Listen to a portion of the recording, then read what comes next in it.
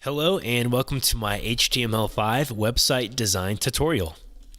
You will learn in this tutorial internet concepts, how to create web pages with HTML5, configuring text, color, and page layout with CSS, which stands for Cascading Style Sheets, web design best practices, the web development process, website promotion, and search engine optimization. The Internet. The Internet is one massive network. It started off as a network that connected computers at research facilities and universities. This network was developed by the Advanced Research Projects Agency, ARPA, and the ARPANET was born. Over time, other networks were created, such as the National Science Foundation's NSFNet, and connected with the ARPANET. This network grew and was originally limited to government, research, and educational purposes. The name changed to the Internet, and the commercial ban was lifted in 1991, allowing everyone to use it. The birth of the web. Tim Berners-Lee wanted an easy way for scientists to easily hyperlink another research paper or article and immediately view it. He created the World Wide Web to fulfill this need. This version of the web used Hypertext Transfer Protocol, HTTP, to communicate between client computer and web server. Hypertext Markup Language, HTML, was used to format the documents and was text-based. Mosaic was the first graphical browser, which was created in 1993, and as you can see on the right there is a screenshot of what it looked like. So, who runs the Internet? Well, no single person is in charge of the global network.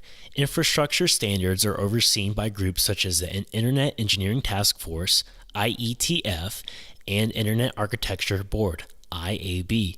These groups of people who are network designers, operators, vendors, and researchers help make the infrastructure of the Internet run smoothly. The Internet Corporation for Assigned Numbers and Names, ICANN, coordinates the assignment of Internet domain names, IP address numbers, protocol parameters, and more. Web standards. The World Wide Web Consortium, W3.org, referred to as W3C, takes the role in developing recommendations and prototype technologies related to the web. These recommendations make things compatible with one another, which many believes it improves the overall quality of the web. If Microsoft, for instance, made a web browser and didn't follow these recommendations, then it wouldn't display a web page the same way it would be seen in another browser. And what this does is all these different browsers have these different standards of their own, so then it's hard for developers to make sites that look the same on every browser. So if everybody follows the W3C, then things are a lot better for developers. It's helpful for web browsers to display pages in the same way. The term client-server has been around since the 80s and refers to personal computers joined by a network. The client requests a file or database from the server. The server fulfills the request and transmits the results to the client over a network. It's common for a server to handle multiple clients. Web client, which is the user, you on the computer, is the client. Connects to the Internet when needed. Uses a web browser software to surf the Internet. The web browser is a program that reads and renders HTML files displaying the page document and associated files. Uses HTTP, requests web pages from a server, and receives web pages and files from a server. So when you're on the computer, you're using a browser, and when you are going on the Internet, you are actually requesting files from servers. That's all the Internet is. You are just requesting files and your computer is getting them. Your web browser displays them for you. The web server. The web server runs non-stop on the Internet. The web server runs web server software. For example, Apache is a very common one. Also uses HTTP, receives requests for the web page, responds to the request, and transmits the web page and files needed. So on this side, clients are sending requests for files, and the web server receives the request, renders, and sends it back to the client. So I'm a web server. I receive all these requests from several millions of people, and I'm sending the files they need so they can view the web pages. This is where the files are stored: HTML files, CSS files, JavaScript, you name it. Internet protocols. Protocols are rules that describe how clients and servers communicate with each other over a network.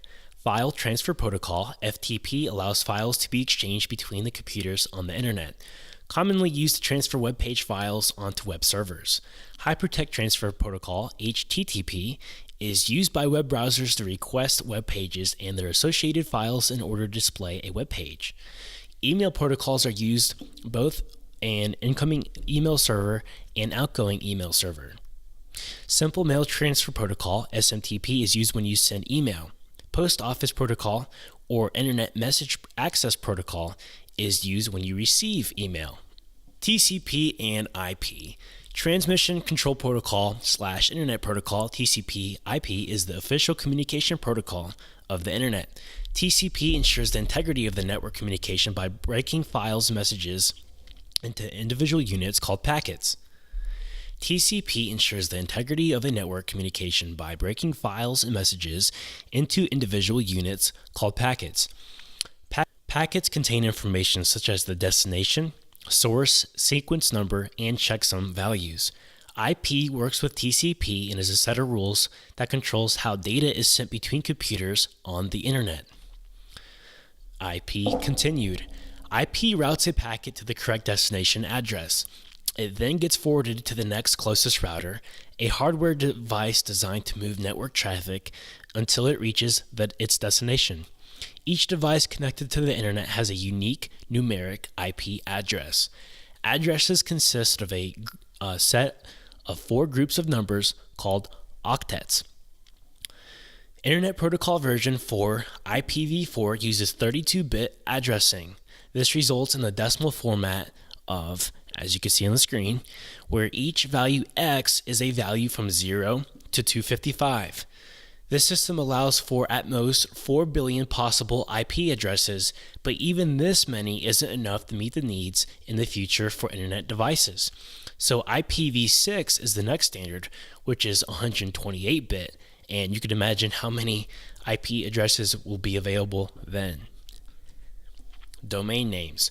The IP address of a device may correspond to a domain name, and this is common because nobody wants to type in a bunch of numbers and dots. They would rather just type in google.com and hit go.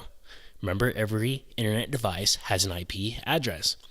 So examples of domain names would be, example.org, example.com, example.net, google.com, microsoft.com. These are all domain names. The domain name system, DNS, associates these IP addresses with the text-based URLs. So google.com actually stands for an IP address that Google is using. Uniform Resource Locator, URL, represents the network location of a resource such as a web page, MP3, etc. And as you can see in that little image at the bottom of the screen, HTTP is the protocol. The domain name is www.build-your-website.co.uk. And as you can see, the slashes, /HTML, /index.html, that is the path to the file. So somebody created a file, a web developer, they put it on a server, a client requested this file by typing in the domain name and the path to the file. And this is everything you see at the top. Markup languages. Directions that tell browser software how to display and manage a web document. Examples include Standard Generalized Markup Language, SGML, is a standard for specifying a markup language or tag set. Tim Berners-Lee created HTML with SGML. Hypertext Markup Language, HTML, the set of markup symbols or codes placed in a file intended for display on a web browser. Extensible Markup Language, XML, developed by W3C to create a common information formats to share on the internet. Extensible Hypertext Markup Language, XHTML, an application of XML, you can extend the language by creating new tags and more. HTML5, the newest version of HTML. So to get started, what you need is a text editor to get started with HTML and CSS. And Windows computers come with Notepad, Mac computers come with TextEdit. I don't recommend using either of those. You totally can if you want, it's completely up to you.